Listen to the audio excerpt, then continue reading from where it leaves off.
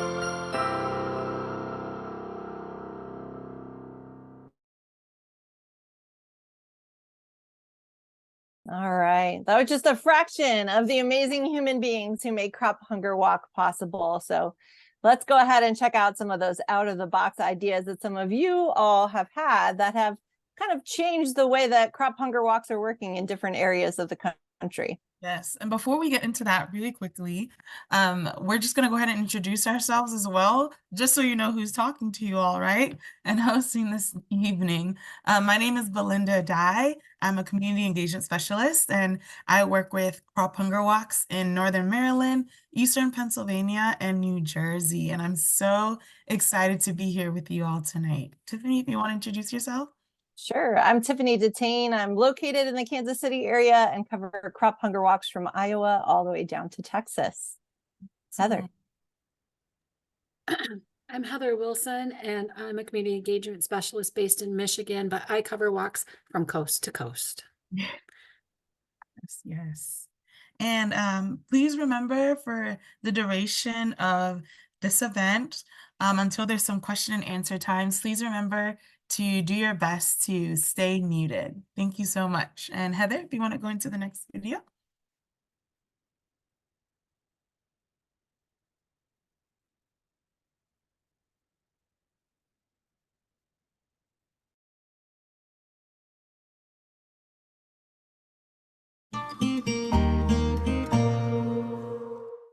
Hi, I'm going to share a little bit about our kits. We have distributed 105,495 kits so far in the year of 2023. Now, we do have a new kit this year, period packs, personal favorite of mine. Because of you, we have been able to have 5,856 period packs put together this year, and we've distributed 2,270 of those so far. Next, you're going to hear about how you and your walk can put together period packs during registration. I am Barb Fichtenberg, involved with the Ann Arbor area Crop Hunger Walk. Our goal this year was $38,000. One of the things that we did different this year was we decided to have a hands-on project, and we assembled period packs. So the way that we did this was members of our team worked to secure donations and grants, and then once we had all that in place, we knew the total amount of funding that we had to do the project.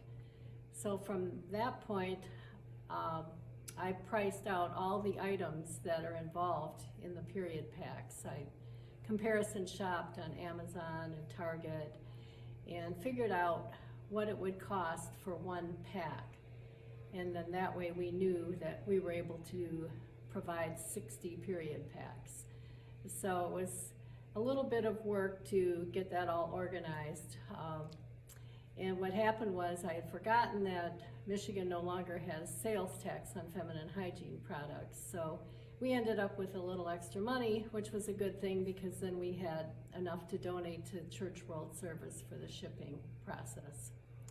The day of the walk, it was very windy and I was worried that things were gonna blow away, but it turned out fine. We had it set up on 3 tables outdoors with signs. And when people registered for the walk, then they were able to fill the time in between registration and the start of the walk with assembling the packs. And I believe it was very well received. People enjoyed having something to do and they thought it was a worthwhile project. So we were very glad that we did this project, and I'm sure we'll think about doing it again.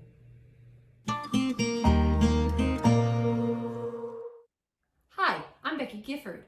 I walk with the Central Ohio Crop Hunger Walk, whose goal is $50,000. I was education chair for this year's walk. Central Ohio holds an impact fair, the education portion of the walk, prior to actually walking. Its purpose to engage and inform, as well as provide an experience for our walkers.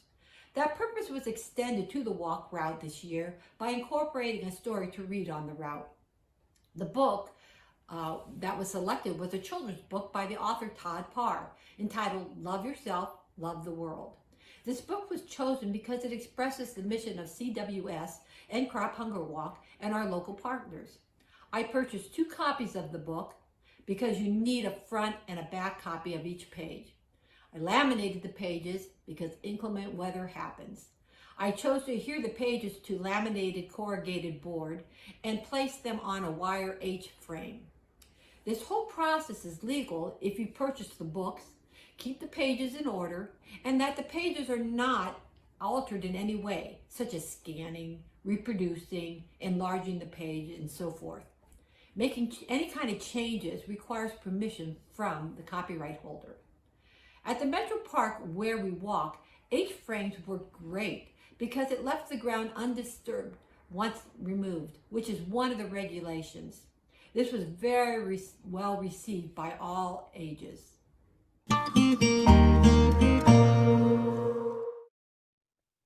Next up, we're going to hear from Don Harder, the creator of the Cross Missouri Crop Walk. So what was your out-of-the-box idea? To create the Cross Missouri Crop Walk using the Katy Trail system just over 300 miles. So here's my brochure for. Love it. Yeah, over 300 miles. It's pretty impressive. So what inspired you to do this walk across the entire state? Oh, well, basically the 20 or so years of making my bulletin board at the church, at Broadway Christian Church, to promote the crop walk.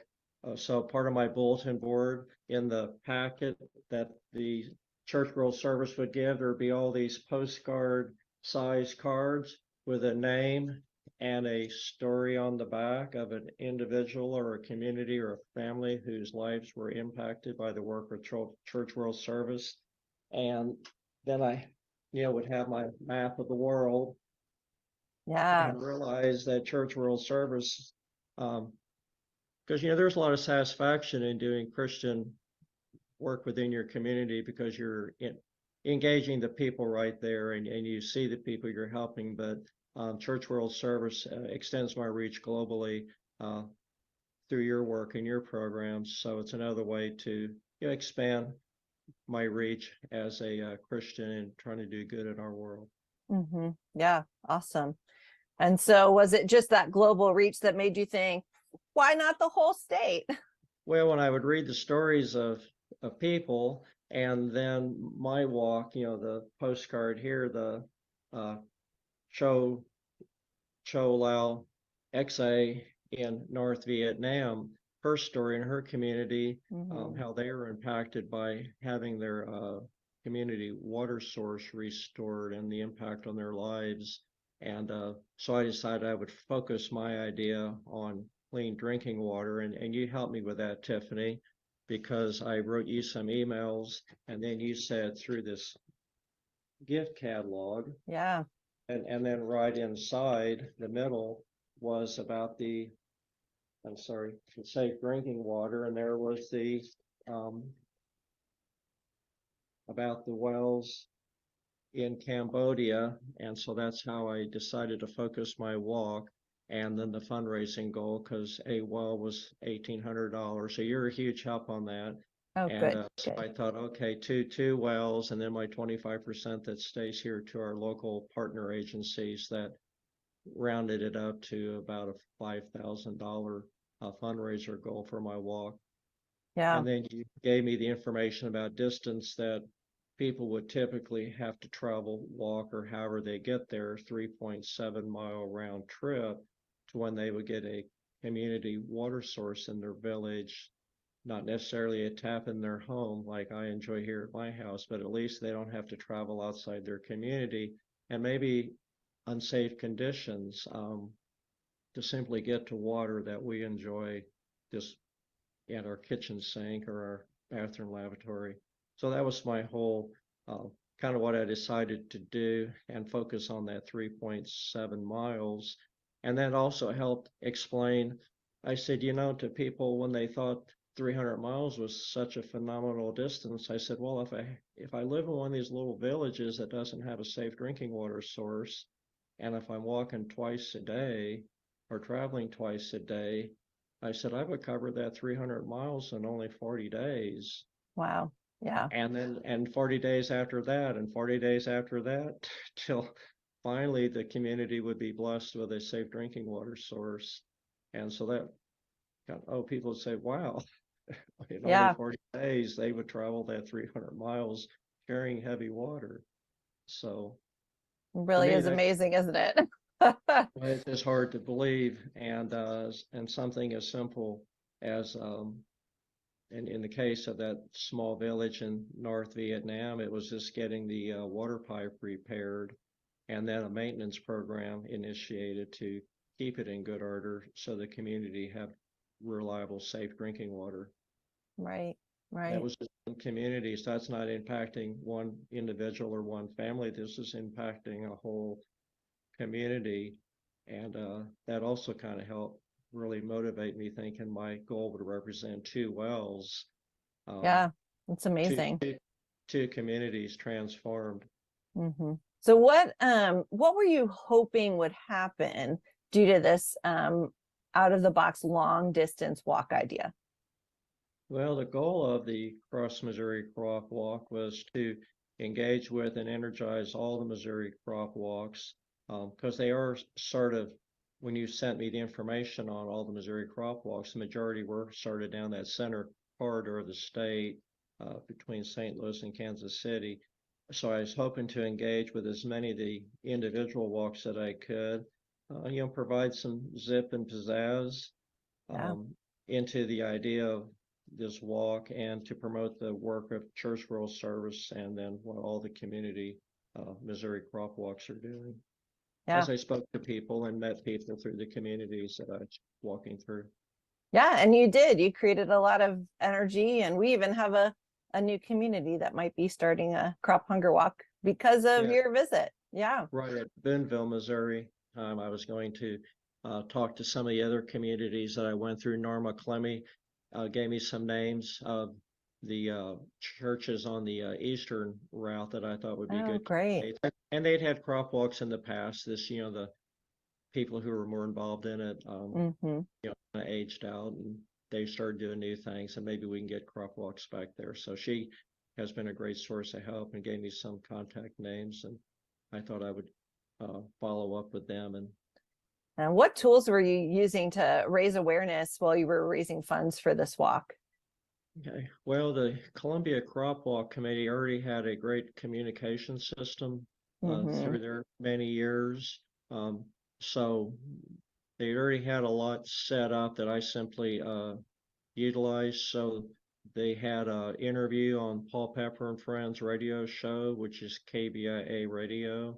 Hmm. And that got some good traction because Paul, he just kept saying, Don, you're going to walk across the whole state of Missouri. Yeah. Yeah. I said, yes, but this a mile at a time, Paul, because he kept repeating, you're going to walk 300 miles across the state of Missouri. Yes, this, but a mile at a time. Yeah. And so he really was driving it home that I was going to be doing this and what it was for. And um, it was a very good interview. And then the David Gaines radio show on KFRU, KOMU TV8 actually came out the day of our walk on September 17th. Okay. And I just happened to come around, and Linda Brown, one of our committee members, said, oh, you got to stay here. Don just showed up. So the lady, Tia, interviewed me, and she actually made it a pretty big part of her TV coverage about our local crop walk, the Christmas Wonderful. walk, and gave it some good attention. Then in Washington, Missouri, Washington, Missouri, Franklin County E-Missourian did an interview with me while I was on the trail there in Marthasville. And then, of course, your own Church World Service Stories of Change article by Mariana, who did a great job organizing my ideas. Yeah. And got that. So we had a lot already going on here that we had already been utilizing. Then, of course, during my actual walk, all the electronic posting stuff, the Columbia Crop Walk homepage, webpage, Hmm.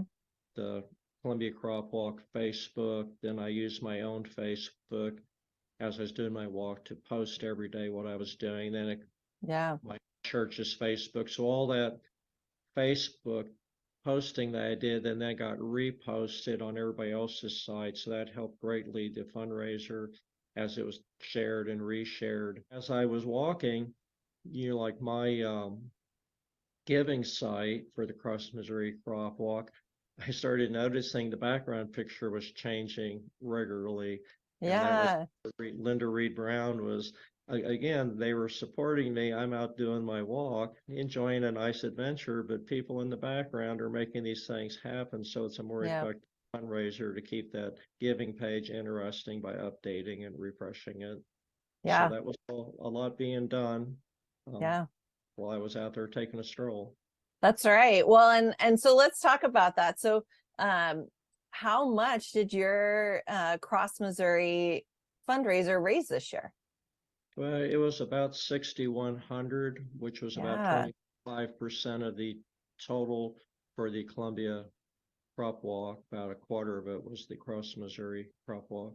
Back then, we exceeded our goal partly due to the extra money that came in for the Cross Missouri Crop Walk, we had set a goal this year of 23,000. They're saying 23 and 23, while we Yeah. went a little bit over 24,000 this year. Yep. Partially due to the 6,100 from the Cross Missouri Crop Walk. Yeah. No, it was so awesome. It was so great to see. What words of encouragement would you give to someone who kind of has a dream and out of the box fundraising idea for their crop hunger walk? Well, what I thought on that was focus on something you care about. People use the word passions. Focus on something you're passionate about that your event will promote. I said use your unique God-given talent that represents who you are, is fun for you, and engages others. See, in my case, I'm kind of known as the long distance walker, bicycling guy, because I rode my bicycle cross country. I've done other long distance bike rides, walking, and so I'm kind of typecast as that. So people come up to me a lot, and that's kind of what I represent, these adventures, getting out there and walking, cycling long distances. So that's sort of me. Yeah. And we're each unique, and so that's what I say, it represents who you are, what your skill is. And because you find it fun, you'll keep with it because you're enjoying yourself. And of course, other people have to find it exciting, like my walks and my bicycle rides. It engages others because I keep having people ask me, what's my next adventure coming up? So I know I'm engaging people. I said a simple image is powerful since others can get it quickly, like accessible, safe drinking water. So you don't have to stand there and explain very long. Yeah. So simple, direct, powerful. Know your effort is positively impacting the lives of others to maintain your own commitment. So I definitely felt that way. Like I say, 20 years of putting up my posters on my church bulletin board. I'm seeing the faces, the pictures. I know these people are really being helped, but they're doing their own work. We're just supporting what they are able to do now because of resources. So I could see the well in the village and the people around it. So I said, whatever you accomplish is more than not trying. You can build on what you learn. So sometimes we'll get an idea and we just kind of take a pass on it, but figure if you go for it, you're going to accomplish something. It's going to be a great start. And then the next time you do this event, you'll have learned from the first one and you can build on it and improve it. Just like I've got a lot of ideas for my next year's crop walk to maybe have it even be more effective and engage more communities, and maybe even grow another crop walk or two in community pass through. Yeah, no, that's so great, Don. I love that. Whatever you're dreaming of, to do it, because it's better than, it's going to accomplish more than if you didn't try anything at all. That's really beautiful. And I just hope you know how much I appreciate your passion and your drive and your just ability to say, this is how I'm going to harness my passion and raise support for Crop Hunger Walk and for clean water, clean drinking water for people around the world. So thank you for that. Yeah, well, it was a lot of fun having an adventure and accomplished a lot.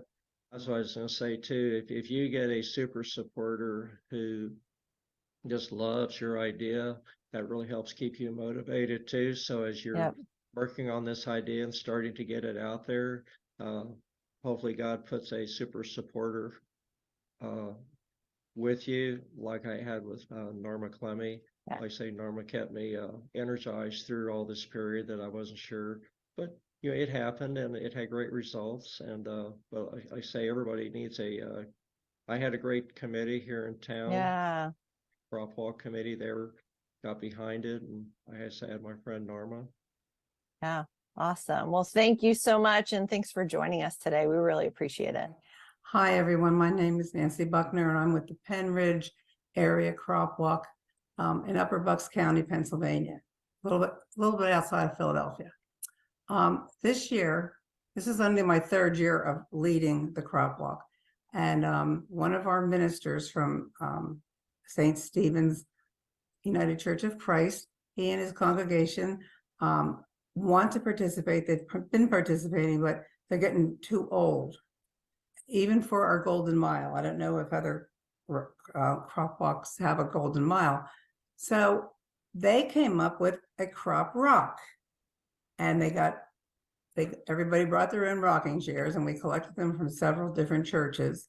And they just sat there. They had a musician playing in the parking lot. They were serving hot dogs, and it was really, a lot of people were interested in it, so that a couple of other churches also did it. And the members loved it. And I feel for certain that we're going to meet our goal. Last year we raised $35,000. So the numbers aren't all in yet, and we're working on it. But it just gave something extra. Everybody loved it. We happened to be able to, for a small community, and we happened to be able to adjust our walk a little so that we passed the crop rockers on the way. And it was fun to have that. The older people felt a little bit left out because our Golden Mile was not in the same area. So this way they got to see us, and hopefully more churches will do it next year, and maybe in their community, and then we won't be able to walk by it. But we'll do it. It will explode next year. I'm sure that there'll be other things happening. So they really want to thank Church World Services, because you always have something neat I learned a lot in the last 2 years. And the other thing we did a little bit different this year was we walked past our food bank, who is the beneficiary of our walk. And they loved it. We arranged to have the food close to there, so they didn't have to carry it all 4 or 5 miles, but they stopped and they went through it. And the people at our food bank were there to welcome them and say thank you and give tours of it if they wanted to talk about it and see it. And everybody just had a great time. There was a whole new kind of energy this year that I'm really excited about. Hello, everyone. My name is Rachel Kessel. I'm a community engagement specialist with Church World Service, and I am joined with one of my walk volunteers today. Lori, I will let you go ahead and introduce yourself and what walk you're with and how long you've been involved with the Crop Hunger Walk as well. Okay, thanks, Rachel. I'm Lori Barnhart, and I'm with the Greater Lansing Crop Hunger Walk. I've been on the planning team about 7 or 8 years now, and I've been involved with the walk for about 20, just as a participant, a walker with my church, Okemos Community Church. That's great. How much? I know your walk is still tallying up this year, but how much did your walk raise last year? We raised just under $59,000. That is wonderful. Yes. That's great. So what I'd really love to hear from you today is just a little bit more about what the hands-on mission project or out-of-the-box walk idea that your walk participated in. Yeah, this year for the 3rd time, we put together kits at the walk, and we did health kits, and this is the 2nd time we did school kits. So we had all of the participating churches collect school supplies. We had 4 sewing groups and individual sewers making the school bags, a couple examples behind me. And then at the walk, we had everything laid out. We had volunteers to help people assemble the kits. Our goal was 200. We had supplies to make 200 bags, but others were brought to the walk. And so our total was 312. So I did a little extra sewing at home. And most of those are already on their way to the distribution site. That's awesome. That is wonderful. So how do you feel that this hands-on mission project really enhanced your walk? Well, we were wanting something that would help draw people back to the community walk. During the COVID years, we had hybrid options, and some churches have decided to continue having their own walk in their neighborhood, around their church, that sort of thing. We wanted to draw more people back, and this seemed to do that. We did have people who came specifically wanting to help assemble kits. And so we had some people actually go through the line several times. They were excited about being able to do this. That's great. I think it really helps to connect with that hands-on connection with the mission with the walk too. So it's wonderful that you all do that. Yeah, I think it also helps spread awareness about other things that Church World Service is involved in, if people are only familiar with the walk and where those funds are used. Absolutely. Well, Lori, we really appreciate everything that you do with Crop Hunger Walk as a walker, as a planning team member, and assembling those school kits and the bags. And you truly are such a champion for fighting hunger. And we are so appreciative of what you do and for your walk, being more and more involved in your community and helping others. Thank you, Rachel. I'm happy to do it. Church World Service is very near and dear to my heart, and I look forward to the walk activities every year. Hello, I'm Lenny Blue. I'm a community engagement specialist with CWS. We know a lot of you incorporate a canned food drive or collect jars of peanut butter at your Crop Hunger Walk. This is a great way to help add food to the shelves of your local agencies you support. For over 10 years, the York County Crop Hunger Walk in Rock Hill, South Carolina, has put additional food on the shelves of their partner agencies through construction. What is construction, you ask? It's a great way to add some fun, a little competition, and a whole lot of food to your Crop Hunger Walk. Teams from churches, daycare centers, and local schools collect cans, boxes, bags, and packets of food in the weeks prior to their walk. Then a day or two before the walk, each team constructs a self-supporting structure with the items they collected. Structures like a lighthouse, searching for an end to hunger, a snowman who says solving world hunger is worth melting for, a tuna monument, a can castle, or just saying goodbye to hunger. Then on walk day, these structures are displayed for walk participants to view and vote for their favorite construction. The team with the most votes is awarded the coveted construction trophy to display for the year. The York County Crop Hunger Walk typically collects around 2,500 food items from construction, and these items are distributed to their local agencies after the walk. Construction is another idea for you to make your Crop Hunger Day walk fun and exciting. If you'd like more information, please ask your community engagement specialist. Thank you.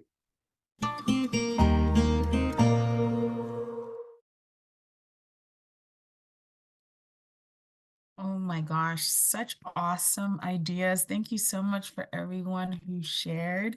I wrote down something that Dawn said that really kind of just ties up everything that we just saw. Use your God-given talents and your skills, and basically using what you have in your community to make the Crop Hunger Walk more fun than it already is, and using all the skills that you have and the creativity and all the vision of people within the community to just add to the walk. So that is so awesome. So thank you guys so much for sharing. And next, we have a little message from John Scogan, our National Community Engagement Manager. Thank you, Belinda. And thanks to everyone for joining our celebration tonight. As you have seen from all the photos and heard the stories, people of all ages in every part of the country have walked and raised funds this year to end hunger around the block and around the world, wanting to be the change. So thank you to all of you who participated in the Crop Hunger Walk, event coordinators and planning teams, team captains and walkers, business sponsors, and all the donors. You are truly pointing the way, or you are the lighthouse, as Lenny said with construction, so communities here and around the world can build global resilience.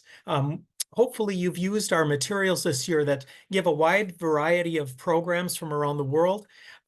It's been a great season, and we're just thankful for all that you do for your local Crop Hunger Walk.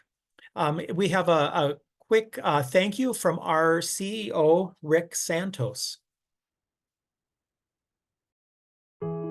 I'd like to just say thank you to all the churches that support the Crop Hunger Walks. I'd like to say thank you to all the churches that support Church World Service in the many ways that they can, through advocacy, through working with refugees and those who have less. I'd like to say thank you for those who are part of our community and really making a difference in the world.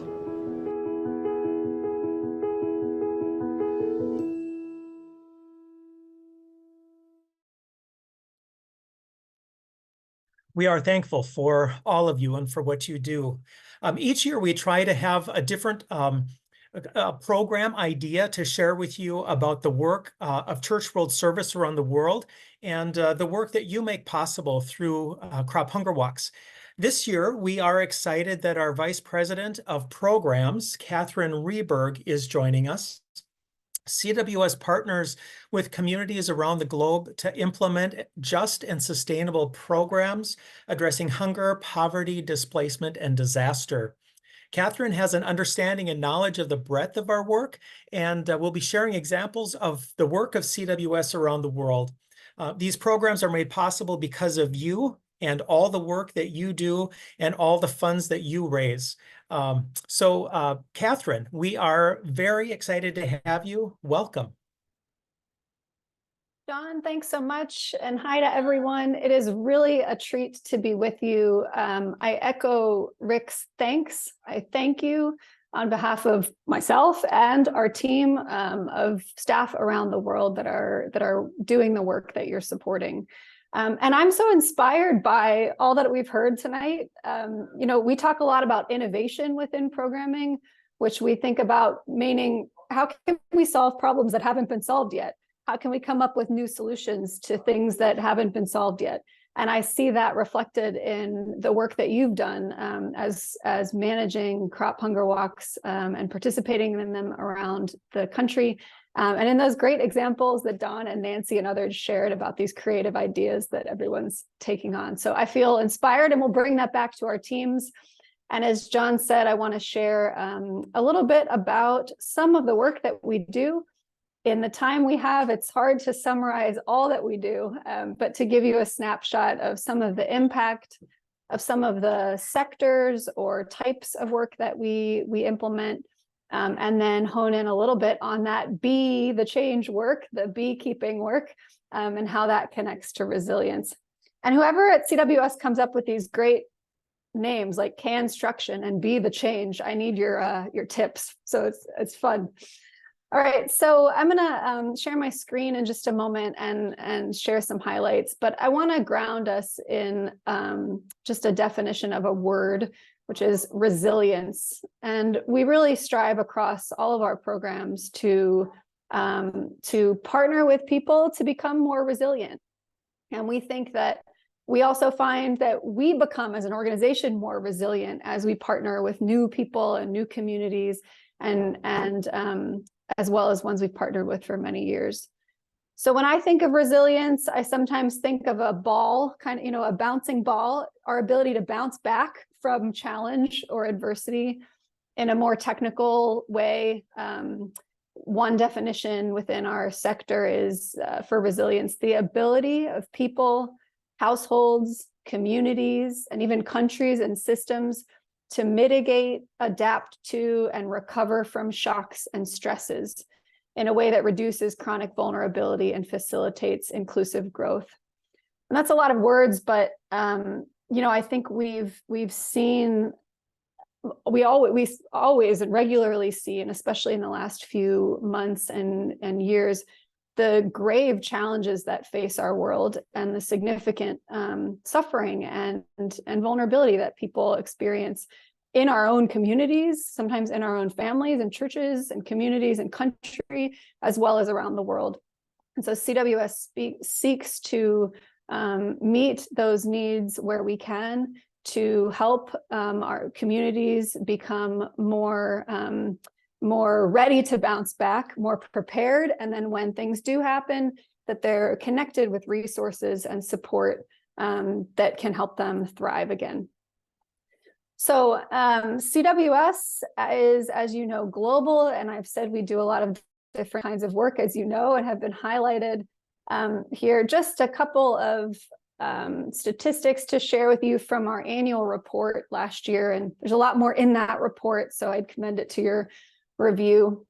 We've served over 50,000 people with livelihood-related programs. That's work that helps people find jobs, feed their families, meet their own needs.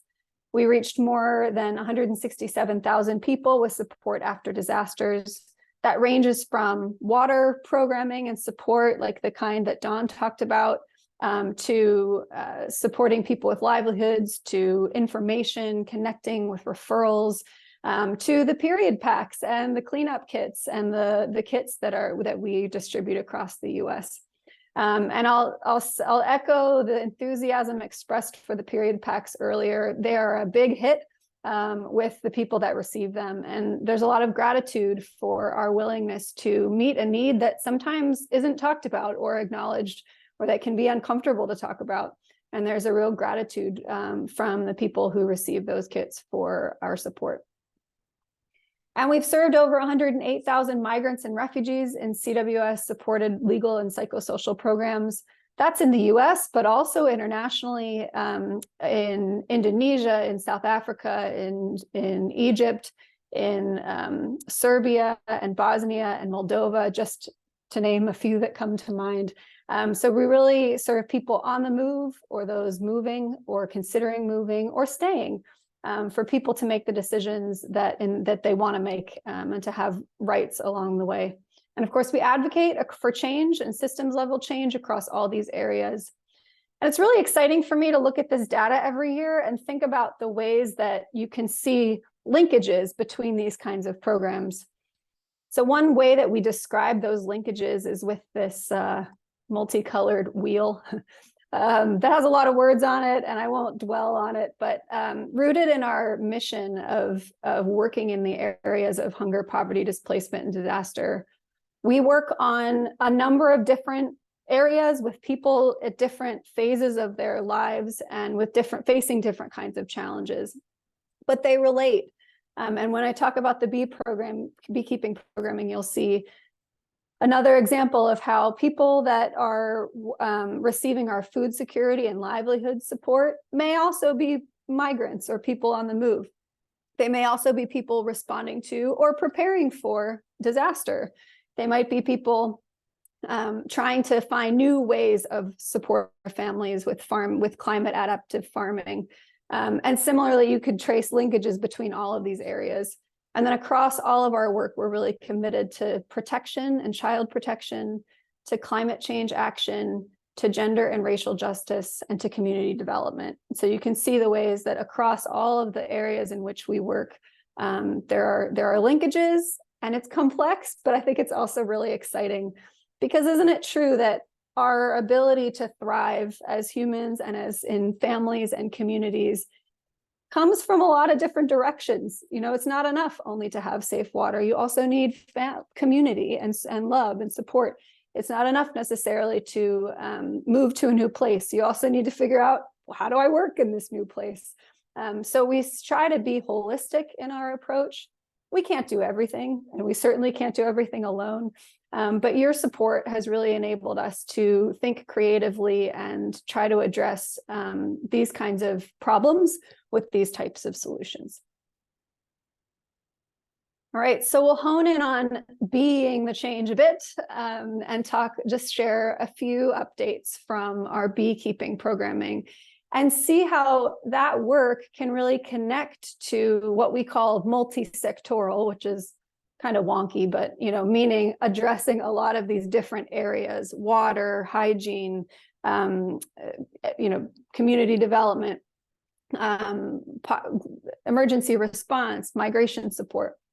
And it's layered. So we often respond with communities over time whose needs change. We start partnering with communities after a disaster and they need immediate support. And then after a few months, they are looking for something different. And maybe we're able to provide that. Maybe we're able to connect them with other resources where they can receive that support. And so we're looking to layer on different kinds of interventions. And I'll say this is an area where the Crop Hunger Walk in particular enables CWS to do this I'd say in a really unique and powerful way, because the Crop Hunger Walk funds enable us to be flexible. So much donor money, which we also appreciate and rely on, you know, the donations of and contributions of government agencies and other institutional donors and philanthropy, comes with a lot of specific rules and regulations, and it should, that's fine. But we're really able to use the flexibility of the Crop Hunger Walks to be innovative and to think together with communities, build bridge gaps that exist between other funding sources, and really partner in a responsive way to build that resilience. So beekeeping, we currently have beekeeping programming in a number of places around the world. I'll highlight in Africa and Latin America and the Caribbean region, which I should have spelled out on that slide. It says LAC, but that's Latin America and the Caribbean. And we are in Paraguay, in Kenya, and in Tanzania. So I'll start with a few notes in Africa. Kenya currently implements these projects in 2 areas in Kenya called West Pokot and the Tana River.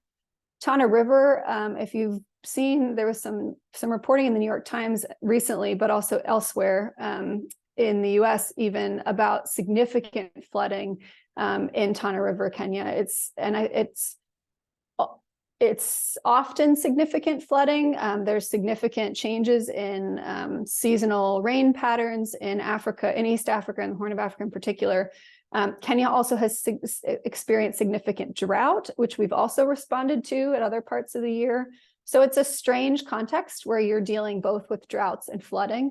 And we, you know, as we hope that these patterns can kind of stabilize over time, we recognize that in fact, the opposite is unfortunately true in recent years. So we have a longstanding relationship with communities and with these communities, as well as in Tanzania, where we are working in the Tabora region. And beekeeping isn't the only thing we do, but it's been a really important livelihood strategy. And in addition to providing modern beehives to beekeepers, some of them receive multiple hives. We've also worked with them on environmental conservation, which has been the community's desire and interest to be able to have climate change resilient programming, you know, programming that despite these changes in the weather that are so unpredictable, people are able to feed their families and put their children in school and find income. So we've distributed over 9,500 beehives to over 3,500 people. And we've seen a lot of successes as they take their products, including jelly and pollen and bee venom and honey and beeswax to market. And I didn't know that you could do that much with honey or with bees. So that's been an exciting learning for us as well. And then in Paraguay, and you see photos here on the slide of some of the program participants, we partner with a local church organization to provide support to 9 indigenous communities in Paraguay's lower Chaco region, with similar support to what I've described in Africa. But likewise, the project objectives also include the rehabilitation or expansion of water infrastructure in those communities. So not only the beekeeping, but also supporting water infrastructure like we've talked about already tonight. We also work on promoting the participation of Indigenous women in water resource management decisions, promoting their civic participation, and working with other communities to identify the risks posed to them by climate change.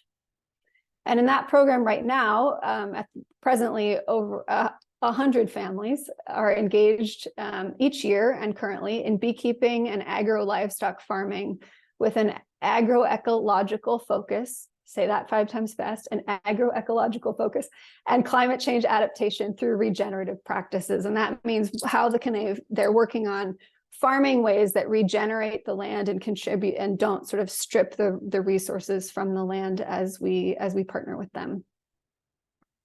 In that context, we're doing workshops and training sessions, providing technical assistance, and helping people bring their goods to market as well.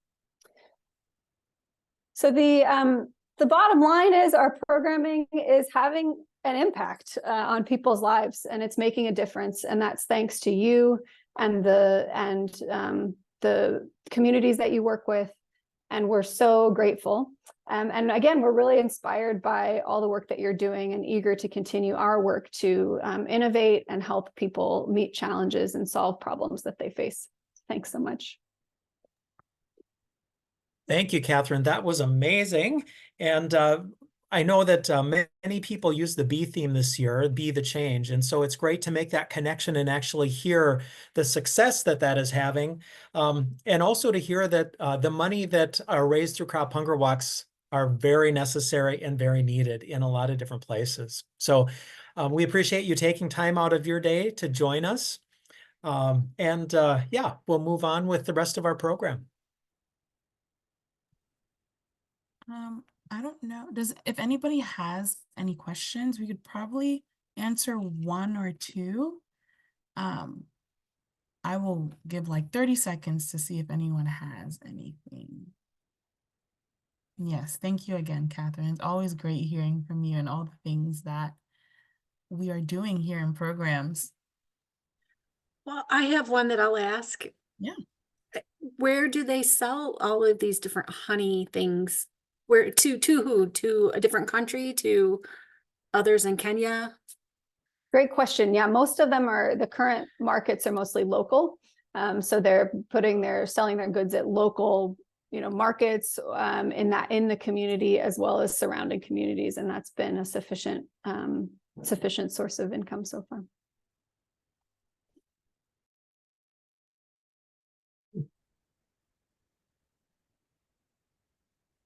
I have a question. This is Joan in Sioux City, Iowa. The gentleman who walked across the state of Missouri, I'm curious how that was arranged. I mean, he obviously had to stay someplace and get up the next day and continue walking. What was that like? I mean, how was that done? I mean, is it like Ragbri, Iowa, or? I think Dawn's on the call, right? Yeah, Yep. this is Don here, and maybe Heather could post my email address. That way it's easy to give more detail. But basically, I just walk from church to church. So I had experience walking the Katy Trail a couple years ago, and I based it on that. A reasonable mileage for me was 20 to 25 miles a day. So I just picked the communities that I wish to stay in. Norma Clemmy of Union, Missouri had a lot of UCC connections in Eastern Missouri, and she just simply asked me. I say she was my super supporter. And so she set me up pretty much in all the churches in Eastern Missouri. And then I just contacted the other churches in the more western part of the route and just set it up day to day to walk from church to church, which made it much easier. Some of the churches had fellowship meals, which added a lot of fun, and it allowed me to promote Church World Service and the work that they do. So I was indoors every night, and just like I say, it was just a matter of getting up the next morning and walking another 20, 25 miles and to the next church. And it'd be easy to contact me. Heather can post my email address. And it was also in that Church World Service Stories of Change article. My email address was at the bottom of the article. I will add your email address and the link to his story of change in the email that comes out after this with the recording. Yes. And I also added the link to the chat just now. So if anybody wants to take a look at it. But with that, because I know we are at the top of the hour. Thank you all so much for coming and being here. We are looking forward to next year's walks, and I encourage you all to register early for next year's walks when the link comes out through your emails. And happy holidays and a Merry Christmas to all who celebrate. And while y'all are leaving, we'll be playing just a cute little thank you video from me and the rest of my colleagues. Y'all have a great night.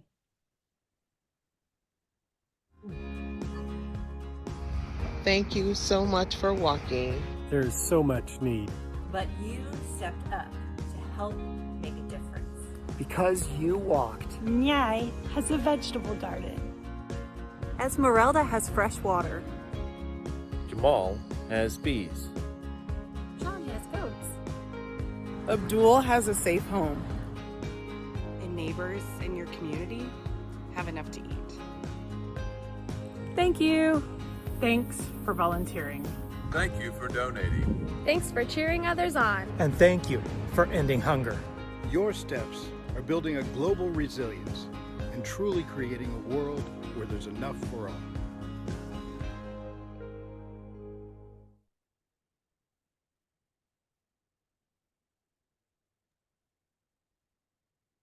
All right. Good night, everybody. Thanks for joining us. And thank y'all. Night, everybody. Thank you. Bye, everybody. Thank you.